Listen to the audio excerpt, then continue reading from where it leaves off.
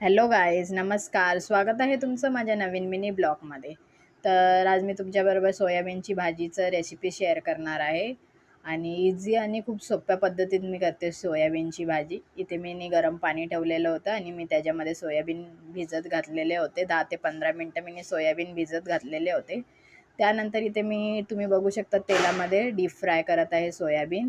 तुम्ही नाही फ्राय केलात तरी चालेल, पण फ्राय केल्यावरती त्याची टेस्ट जरा चांगली येते.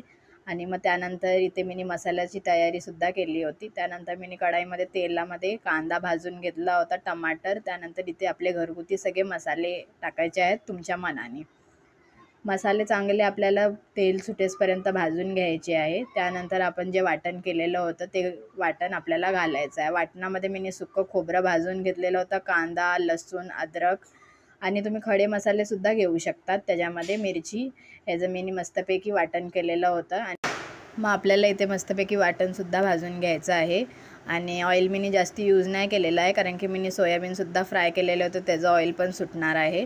त्यानंतर इथे वाटण भाजून झालेलं त्याप्रमाणे पाणी टाकून सोयाबीन टाकलेलं आहे आणि वरतून कोथिंबीर चिरून टाकलेली आहे. आणि प्लीज माझ्या चॅनलला सबस्क्राईब करा. बाय.